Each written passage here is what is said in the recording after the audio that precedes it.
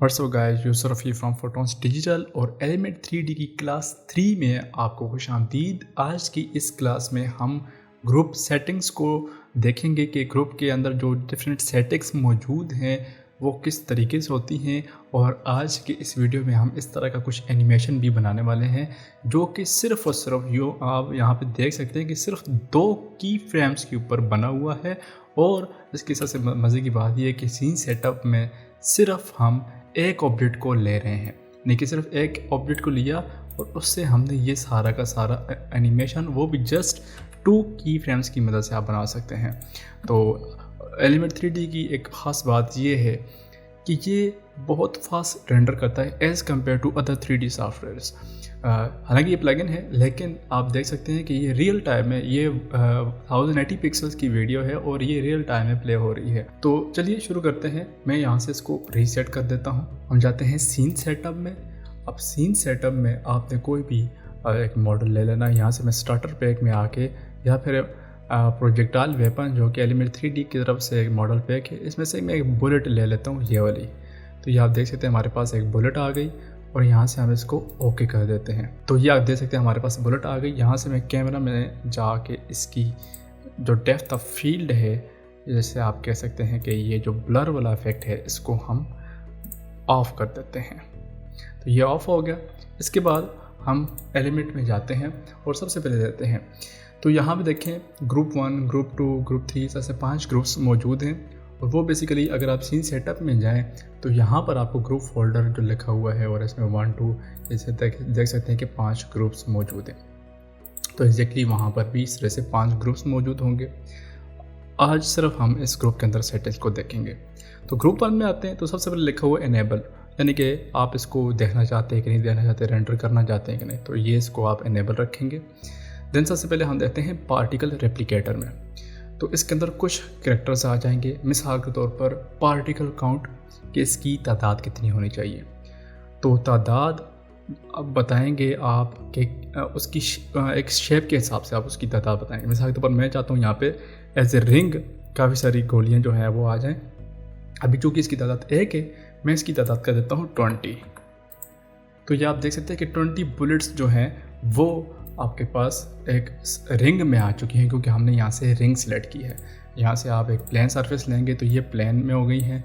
इसी तरह अगर आप एक स्फीयर लेंगे तो ये आप देख सकते हैं कि स्फीयर की फॉर्म में हो गई हैं। फ़िलहाल हम इसी को स्फीयर में ही सिलेक्ट करेंगे। फिर इसके बाद आप देखेंगे यहाँ पे पोजीशन दी हुई हैं। तो ये जो आपको पोजीशन दी हुई है, इसमें एक एक्स एक्सिस है और दूसरी वाई एक्सिस है, जबकि ये जो है आपको Z एक्सिस में दिखा रही है कि Z एक्सिस में ये कहाँ पर मौजूद होगा। और ये जो आपको बेसिकली जो नज़र आ रही हैं, जो स्केल हो गया, रोटेशन, ये वो जो आपने 3D ऑब्जेक्ट चूज़ किया हुआ है, यहाँ से जो शेप आपने चूज़ की हुई है उसका बता रहा है। मिसाल के तौर पर ये शेप स्केल जो लिखा हुआ है, अगर हम इसको बड़ा करेंगे तो आप देख सकते हैं कि वो ओवरऑल, यानी कि एक इंडिविजुअल बुलेट का साइज़ बड़ा नहीं हो रहा, बल्कि वो जो स्फीयर है, वो जो शेप है, उसका साइज़ बड़ा हो रहा है। तो ये वाली सेटिंग्स आपको उसकी मिलेगी। यहाँ से मैं इसको कर देता हूँ रिंग में। अभी आप उसको देख सकते हैं। अच्छा, अब चूँकि काफ़ी आपस में जुड़ी हुई हैं, इनकी तादाद में 15 कर देता हूँ। तो आप देख सकते हैं थोड़ा सा उनके दरमियान वक्फा आ चुका है। देन आप उसके इस ये जो रिंग है, इसके स्केल को इंडिविजुअली एक एक्सिस में भी कंट्रोल कर सकते हैं। मिसाल के ऊपर एक्स एक्सिस में, और अगर आप वाई एक्सिस में भी इसको चेंज कर सकते हैं आप, चूँकि ये रिंग है। फिर इसके बाद अगर जेड एक्सिस लेकर आएँ तो ये आप देख सकते हैं उसकी रिंग की शेप जो है जेड एक्सिस में चेंज हो रही है। फिर उसके बाद रोटेशन, और वही ऑब्जेक्ट की रोटेशन वगैरह आ जाएगी। अच्छा, अब यहाँ पे आप देख सकते हैं यहाँ पर एक बहुत ही मज़े का फ़ीचर जो मौजूद है।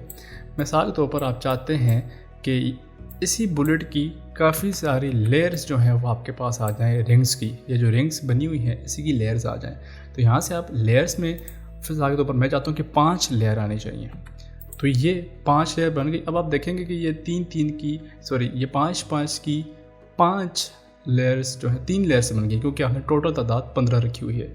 और इसको मैं अगर 35 कर देता हूँ तो ये आप देख सकते हैं कि हमारे पास जो है वो एक 5 लेयर्स बन गई हैं। इसके दरमियान आप जो गैप है उसको भी बड़ा या छोटा कर सकते हैं। तो ये जो आपके पास शेप थी उसको डुप्लीकेट करवा रहा है, ठीक है। तो यहाँ से मैं इसको 1 कर देता हूँ और इसका काउंट जो है हम फिर से 15 रख देते हैं। सी को आप प्रेस करेंगे, आपको फिर बताता चलूँ कि ये जो कैमरा मूवमेंट होती हैं वो हम सी से कंट्रोल करते हैं और इसको मैं पकड़ के इधर ले आता हूँ। बाकी ये कंट्रोलर आपको यहाँ से भी मिलेंगे। इसके बाद है रेप्लिकेटर इफेक्ट्स। रेप्लिकेटर इफेक्ट्स क्या है?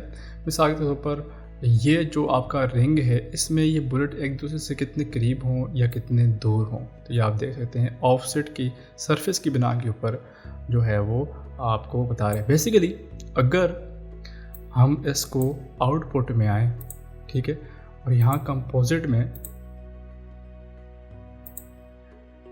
और यहाँ पॉलीगॉन मोड में अगर हम पॉइंट क्लाउड में जाएं तो ये आपको जो डॉट से नज़र आ रहे हैं। तो इसी तरह एक हमने 3D मॉडल सेट किया हुआ है रिंग, जिसमें आपको ये सारी बुलेट्स नज़र आ रही हैं। तो उसके इस तरह के जो पॉइंट्स हैं जिसको आप वर्टिसेस कह सकते हैं, वहाँ से ये बुलेट्स जनरेट हो रही हैं, ठीक है। तो यहाँ से आप इसके डिफरेंट मोड्स भी देख सकते हैं। वायर फार्म आ गया, बल्कि हम इसको नॉर्मल में रखेंगे। अच्छा, तो अब आते हैं रेप्लिकेटर में। तो इसके दरमियान जो है वो फासला कितना होना चाहिए और उसकी परसेंटेज कितनी होनी चाहिए, और ये इसको रेंडमली आप देख सकते हैं कि आगे पीछे उनको मूव करवा रहा है। देन आगे नीचे आते हैं, आपको स्कैटर मिलेगा, जाहिर सी बात है। अब देखिए यहाँ पर जो खासतौर पर रेंडम का या स्कैटर का या डिस्प्लेसमेंट का जो इफेक्ट आएगा वो नॉइज़ की बेस के ऊपर जनरेट किया जाता है। अब नॉइज़ का या आप कह सकते हैं ब्लैक एंड वाइट की वैल्यूज़ का क्या असर होता है इन चीज़ों के ऊपर, जो कि मैथमेटिकली नंबर होते हैं, ख़ुद ब खुद जनरेट हो रहे होते हैं। तो इसके ऊपर मैंने एक डिटेल वीडियो बनाई है जो कि आप यहाँ से देख सकते हैं। तो यहाँ पे आप देखेंगे कि स्कैटर मौजूद है। तो ये इन बुलेट्स को 3D स्पेस में आप देख सकते हैं रेंडमली डिस्प्लेस कर रहा है, ठीक है। तो ये आप देख सकते हैं रेंडमली उसको डिस्प्लेस कर रहा है। तो अब ये जो हमने किया है नंबर 1 पे, ये ओवरऑल हर एक्सिस में मूव हो रहा है। इसको हम 0 कर देते हैं। अब ये जो एक्स एक्सिस में सिर्फ मूव करवाएगा इनको, सिर्फ एक्स एक्सिस में, और ये सिर्फ वाई एक्सिस में मूव करवाएगा, यानी कि आपके पास इंडिविजुअल कंट्रोल आ जाएगा और यहाँ पर जेड एक्सिस में आ जाएगा। हम इन सारों को 0 पे रख देते हैं। Then position noise. तो अब जैसे मैंने आपको पहले बताया कि ब्लैक एंड वाइट वैल्यूज़ की बिना के ऊपर इनकी पोजीशन चेंज होगी। जिस तरह आप फ्रैक्टल नॉइज़ को देखते हैं उन्हीं पैटर्न को यूज़ करके, यानी कि जो वाइट वैल्यूज़ होंगी वो 1 को रिप्रेजेंट कर रही होती हैं और जो ब्लैक वैल्यूज़ होती हैं वो 0 को रिप्रेजेंट कर रही होती है कि वो ऑप्शन जो है या वो वैल्यू यूज़ नहीं होगी। अगर हम इनको यूज़ करें तो अगर हम अमाउंट को इंक्रीज़ करें तो ये बिल्कुल एग्जैक्टली जिस तरह आप फ्रैक्टल नॉइज़ का जो है कंट्रास्ट इंक्रीज़ कर रहे हो, और यहाँ से आप फिर इसकी अरेंजमेंट चेंज करवा सकते हैं। तो ये आप देख सकते हैं जिस तरह से इकट्ठी गोलियाँ पड़ी और उनके दरमियान कोई हीट प्रोड्यूस हो गई हो, जो भी आप जो है वो बनाना चाहें। तो यहाँ से हम 0 और 0 कर देते हैं और उसको भी 0 कर देते हैं। देन नॉइस अमाउंट, तो वही नॉइस है। यहाँ पे आ जाते हैं रैंडम सीड कि इनकी अरेंजमेंट जो है वो उसको आप चेंज कर सकते हैं। अगर हम इसको देखें तो वो जिनकी पोजीशन है उनकी रैंडमाइजेशन हो रही है। मिसाल के तौर पर आप डिफरेंट ग्रुप्स रखते हैं इसी सेटिंग से, तो आप इनको सिर्फ इस पॉइंट से चेंज करेंगे तो इनकी पोजीशन एक दूसरे से चेंज होगी। तो ये तो हमारे पास पार्टिकल रेप्लिकेटर जो है वो कंप्लीट हो चुका है। इसमें आप यहाँ पे देख सकते हैं डिफरेंट ऑप्शंस मौजूद हैं, और यहाँ पर अगर आप देखें 3D ऑब्जेक्ट आप चूज़ कर सकते हैं सीन सेटअप से जाके, ठीक है। और यहाँ से लेयर ग्रिड, लेयर को चूज़ करके आप कोई एक लेयर बनाएंगे और उसको आपने चूज़ कर लेना और आपका ऑब्जेक्ट उसमें फिल हो जाएगा। तो यहाँ से हम इसको रिंग ही में रखते हैं। अच्छा, अब पार्टिकल रेप्लिकेटर के बाद आते हैं पार्टिकल लुक के ऊपर। तो सबसे पहले है, अब ये जो आपके पास ऑप्शन आएंगे ये इंडिविजुअल एक पार्टिकल को कंट्रोल करने के लिए, उस ऑब्जेक्ट को कंट्रोल करने के लिए। मिसाल के तौर पर पहले जब हम स्केल को इंक्रीज या डिक्रीज़ कर रहे थे तब उस रिंग का साइज़ इंक्रीज या डिक्रीज़ हो रहा था। अब आप चाहते हैं कि नहीं, इस बुलेट का साइज़ जो है वो इंक्रीज या डिक्रीज़ हो। तो यहाँ से आप देख सकते हैं, अब चूँकि एक ही बुलेट बार बार रिप्लिकेटेड है तो सबका साइज़ छोटा या बड़ा हो रहा है। तो मैं इसका साइज़ रख देता हूँ 5। तो आप देख सकते हैं कि हमारे पास एक रिंग बन चुका है और बुलेट्स एक दूसरे के करीब मौजूद हैं। अब यहाँ से ये लिखा हुआ है पार्टिकल साइज रेंडमाइजेशन, यानी कि या आप देख सकते हैं कि ये अब इनका साइज़ रेंडमली छोटा या बड़ा होगा। कुछ बुलेट छोटी हो जाएंगी, कुछ बुलेट्स जो है वो बड़ी हो जाएंगी, तो ये आप देख सकते हैं। देन इसके बाद अब आगे आएंगे तो साइज़ एक एक्सिस के ऊपर है। एक्स एक्सिस में कितना होना चाहिए, वाई एक्सिस में कितना होना चाहिए और जेड एक्सिस में। इसके बाद है पार्टिकल रोटेशन, जाहिर सी बात है एक ही एक्सिस के ऊपर रोटेशन आ गई इसकी, ठीक है। इसके बाद यहाँ पे आप देख सकते हैं बड़े मज़े का इफेक्ट जो है आपके पास बन सकता है। और मज़े की बात यह है कि ये हर एक पैरामीटर एनिमेट होने के काबिल है, तो आप इसको एनिमेट करवा सकते हैं। तो आपके पास डिफरेंट जो है वो वैल्यूज़ आ जाएंगी। इन सब को मैं जो है वो 0 रख देता हूँ। देन इसके बाद रोटेशन जो है वो रैंडम हो जाएगी। यहाँ से आप देख सकते हैं उसी हर एक्सिस पे रैंडम रोटेशन होगी हर एक ऑब्जेक्ट की। तो यहाँ पे एंगल आ गए रोटेशन के लिए है, और यहाँ पे बिल एग्जैक्टली पोजीशन की तरह नॉइस आ गया। नीचे आते हैं कलर टिंट के, आपको ये जो ऑब्जेक्ट नज़र आ रहा है बेसिकली, अब चूँकि हमारे पास पीछे कोई फुटेज नहीं है, हमने वैसे ही एक बैकग्राउंड बनाया हुआ है, तो अगर आप कोई मॉडल किसी फुटेज में ऐड करना चाहते हैं और उसमें एक किस्म का टिंट आ रहा है कलर का, मिसाल के तौर पर शाम का वक्त है, रात का वक्त है या सुबह का वक्त है, तो आपके पास येलोइश या ब्लूइश टिंट आ रहा है, तो आप उस टिंट को यूज़ करेंगे। अगर हम यहाँ पे अब यूज़ करते हैं, आई डोंट थिंक सो कि यहाँ पे कुछ आपको कलर वेरिएशन नज़र आएगी, क्योंकि आपके पास बैकग्राउंड में इतना कोई वो चीज़ मौजूद नहीं है, तो हम इसको वाइट ही कर देते हैं। ओपेसिटी आ गई इसकी कि ओपेसिटी कितनी होगी। अब इसको आपने फोक के साथ यूज़ नहीं करना, वरना आप वहाँ से देखें आपको उसका अंदर वाली साइड भी नज़र आ रही है। उसकी वजह ये है कि हम उसकी ओपेसिटी को कम कर रहे हैं, तो आपको शेल भी नज़र आ रहा है। तो अगर आप फोक इंक्रीज़ करना चाहते हैं तो ओपेसिटी को कम नहीं करना, आपने जो उसके फोक का अंदर ऑप्शन होगा रेंडर में, वहाँ पे फोक को ऐड करेंगे। ओपेसिटी अगर आप इसकी चेंज करना चाहते हैं तो आप इसको एनिमेट करवा सकते हैं। देन यहाँ पर नीचे मौजूद है बैक्ड एनिमेशन।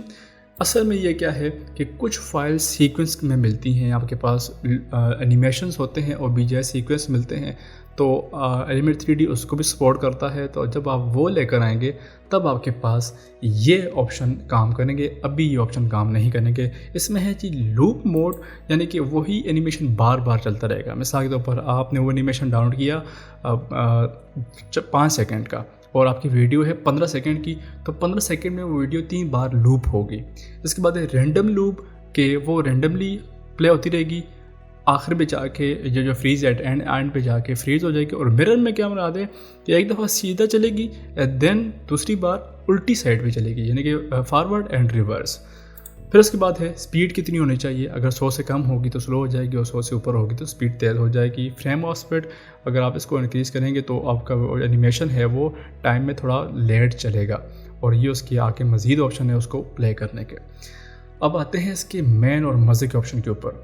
अब आप यहाँ से जाएंगे सीन सेटअप में, और यहाँ से आपने इसको हटा देना है और स्टार्टर पैक में आके आपने क्लिक कर देना है इस ट्रॉफ़ी को। अब ट्रॉफ़ी को क्यों, क्योंकि इसके अंदर बहुत ज़्यादा जो है आपको मटेरियल नज़र आ रहे हैं, ऑब्जेक्ट के फॉर्म भी नज़र आ रही हैं। तो अब ये आप देख सकते हैं आपके पास डिफरेंट आ गए, और यहाँ से रिप्लिकेटर में जाकर हम इसकी तादाद काफ़ी ज़्यादा कर देते हैं। आई थिंक 25 ठीक रहेगी।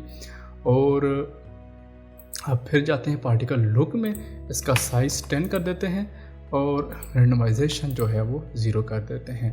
आपके पास एक रिंग आ गई जो कि स्ट्रॉफी की बनी हुई है।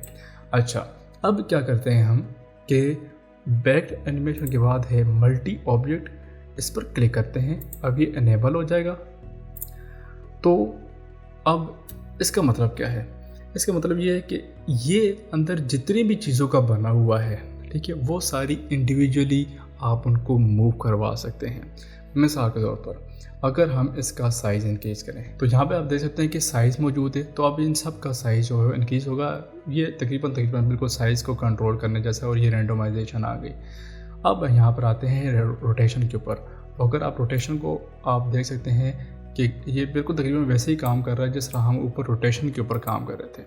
यहाँ से आप डिफरेंट मोड्स भी सिलेक्ट कर सकते हैं कि आपने किस हिसाब से इनको मूव करवाना है। तो हम इसको XYZ पे रखते हैं।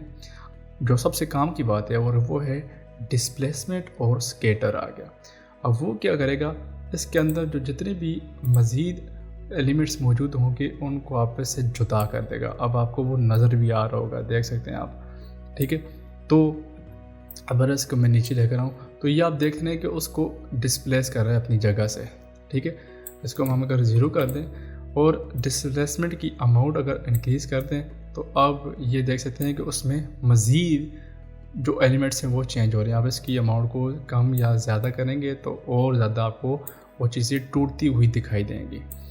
तो ये तो डिस्प्लेसमेंट आ गया। अब ये आप इंडिविजुअली एक एक्सिस में कंट्रोल भी कर सकते हैं। जिस तरह अगर आप इसको वाई एक्सिस में देखें तो ये और ऊपर जा रहा है, इसको वापस लेकर आएंगे तो ये जुड़ जाएगा। तो ये आप देख सकते हैं कि एक ही यानी कि वाई एक्सिस में एनिमेशन को कंट्रोल करके आप जो है पूरा एनिमेशन करवा सकते हैं। तो मैं इसको 0 कर देता हूँ और इसको भी 0, इसको भी 0 और इसको मैं 0 कर देता हूँ। तो हमारे पास ये फॉर्म आ गई। अब आते हैं स्केटर के ऊपर। स्केटर का मतलब ये है कि इसके अंदर जितने भी पॉलीगॉन्स मौजूद होंगे या वो एक ऑब्जेक्ट के अंदर मज़ीद छोटे छोटे जो ऑब्जेक्ट्स मौजूद होंगे उन सबको डिफरेंट पोजीशन के ऊपर स्केटर कर देगा। मिसाल के तौर पर अगर मैं इसको चेंज करता हूँ तो उसका आप देख सकते हैं कि उसकी वैल्यू जो है वो उसके जो मॉडल्स हैं वो आगे पीछे तितर बितर हो रहे हैं। तो इसको मैं 0 कर देता हूँ और एग्जैक्टली अब ये मज़ीद इसको मज़ीद स्पेसिफिक करके एक एक्सिस में कर रहा है कि आप एक्स एक्सिस में चाहते हैं कि वो तितर बितर हो जाए, यानी कि तितर बितर से मुराद एक स्कैटर हो जाए, और वाई एक्सिस में या जेड एक्सिस में। अगर आप तीनों को इकट्ठा कंट्रोल करना चाहते हैं तो आप सिर्फ इसी वैल्यू को यूज़ करेंगे। तो यहाँ पे पोजीशन है, अगर आप इनकी पोजीशन को चेंज करना चाहते हैं तो ये आप देख सकते हैं कि जो है पूरी उनकी सब की पोजीशन चेंज हो रही है, ब्लास्ट हो रहा है, ठीक है। और यहाँ से आप जो उसका नॉइज़ है उसकी अमाउंट को कंट्रोल कर सकते हैं। तो नीचे आपके पास मौजूद है नॉइज़ अमाउंट, और ये जब आप इसको नॉइज़ को इंक्रीज़ करेंगे तो अब यहाँ से आपके पास डिफरेंट नॉइज़ का स्केल जो है फ्रैक्टल नॉइज़ की तरह वो चेंज होगा, और यहाँ पर रेंडमली सीड आपके पास डिफरेंट ऑप्शन आ जाएंगे। तो इसको हम जो है वो 0 कर देते हैं, 0 कर देते हैं। अब नीचे ऑप्शन है डीफॉर्म का। अब इसको हम मल्टी ऑब्जेक्ट को बंद कर देते हैं और नीचे आ जाता है डीफॉर्म। डीफॉर्म का मतलब ये है कि आप अपने ऑब्जेक्ट को तोड़ फोड़ दें किसी भी वेरिएशन के ऊपर। तो सबसे पहले है टेपर। तो इसके लिए हम क्या करते हैं कि पार्टिकल रेप्लिकेटर में आके इसकी अमाउंट को जस्ट 1 कर देते हैं। 1 कर दिया और यहाँ से हम पॉइंट कर देते हैं और कैमरे में जूम करके इसको हम रख देते हैं ऊपर। अब हम आएंगे डीफॉर्म में, और यहाँ से अगर इसमें डिफरेंट ऑप्शन है टेपर, ट्विस्ट, बेंड और नॉइज़ वगैरह, किस नॉइज़ के हिसाब से इसको आप चेंज करना चाहते हैं। तो सबसे पहले है डीफॉर्म। तो डीफॉर्म में टेपर आएगा, टेपर को इनेबल करते हैं तो हर एक ऑप्शन को आपको इनेबल करना पड़ेगा। अब इसकी अमाउंट कितनी होनी चाहिए, तो ये ऐसा होगा इसको टेपर करना शुरू कर देगा। आप देखें नीचे की तरफ जैसे कोई इसको दबा रहा हो, और इसकी कर्व की अमाउंट को आप कंट्रोल कर सकते हैं। अगर आप उसकी सिमेट्रिकल रखना चाहते हैं तो इसको चेक कर देंगे, अब उसकी अमाउंट जो है सिमेट्रिकली चेंज होगी। तो इसको आप अनसिमेट्रिकल भी कर सकते हैं और बाकी इसको डिसेबल कर देते हैं। आगे है ट्विस्ट। ट्विस्ट में ये होगा कि ये रोल करता जाएगा। अगर हम इसको इनेबल करें और इसकी अमाउंट एक्स एक्सिस में इंक्रीज़ करें तो ये आप देख सकते हैं कि वो बेंड होना शुरू हो गया, ट्विस्ट होना शुरू हो गया। वाई एक्सिस में करेंगे तो आप देखें जैसे आपको इसको मरोड़ रहो, ट्विस्ट कर रहे हो, ठीक है। तो आप देख सकते हैं बड़े मज़े का एनिमेशन जो है वो आप बना सकते हैं इस लिहाज से। तो इस तरह का एनिमेशन आपको बाकी सॉफ्टवेयर में बहुत ज़्यादा टाइम लगेगा, लेकिन यहाँ पे आप सिर्फ एक की फ्रेम ऐड करके 2 की फ्रेम ऐड करके बना सकते हैं। इसी तरह जेड एक्सिस में है, यानी कि आपने अपनी ऑब्जेक्ट को तोड़ना फोड़ना है।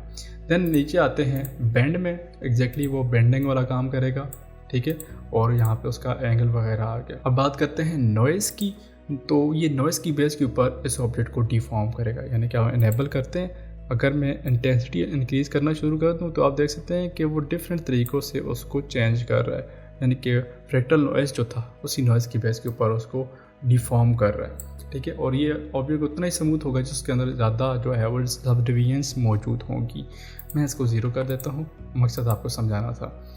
देन आगे नीचे आते हैं डिफॉर्म ऑफसेट। ये उसकी जो पोजीशन है डिफॉर्म होने की वो हर एक एक्सिस में, अगर आप उसको आगे या पीछे करना चाहते हैं। तो अगर आप कुछ भी नहीं करना चाहते देन सिंपली इसको रीसेट कर दें, आपके पास जितना भी डिफॉर्म था वो ख़त्म हो जाएगा।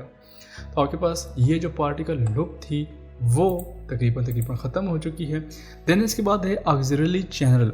अब ये किस तरह से काम करता है, ये इंशाल्लाह जब हम आगे नेक्स्ट एनिमेशन करवाएंगे, मिसाल के तौर पर अगर हम कार एनिमेशन करवाते हैं तो उसके अंदर ये यूज़ होता है। ऑक्सिलरी चैनल में ऐसा होता है कि आप किसी ऑब्जेक्ट का कोई एक पोर्शन या कोई एक हिस्सा इन चैनल में ऐड कर देते हैं। चैनल 1 2 3 आपके पास 10 चैनल मौजूद हैं और आप सिर्फ़ और सिर्फ उस एक चीज़ को अपनी ख्वाहिश के मुताबिक उसकी पोजीशन चेंज कर सकते हैं, उसकी रोटेशन चेंज कर सकते हैं, उसका स्केल जो है वो चेंज कर सकते हैं। आपके पास ये सारे के सारे ऑप्शन आएंगे। मिसाल के तौर पर मैं बात करता हूँ गाड़ी और उसका टायर, तो टायर को आपने रोटेट करवाना है तो आप उसके टायर को सीन सेटअप में जिस तरह से है कि आप इसको राइट क्लिक करके यहाँ पे ऑक्सिलरी एनिमेशन में चैनल का नाम आ रहा है तो उस चैनल पे उस टायर को रख देंगे और आप सिंपली उसको इंडिविजुअली रोटेट करवा सकते हैं।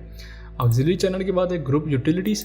ग्रुप यूटिलिटीज़ में कौन कौन सी चीज़ें हैं, मिसाल के तौर पर आपने जितनी भी चेंजेस की हैं इस ग्रुप 1 के अंदर उन सब को आप यहाँ से कॉपी करके और आप चाहते हैं ग्रुप 2 में आपने कोई और ऑब्जेक्ट रखा हो उसकी भी यही एनिमेशन होनी चाहिए, तो ग्रुप 2 पे आके आपने यहाँ पर ग्रुप यूटिलिटीज़ में आएंगे आप और यहाँ से पेस्ट कर देना है तो उसकी सारी वैल्यूज यहाँ पर पेस्ट हो जाएंगी।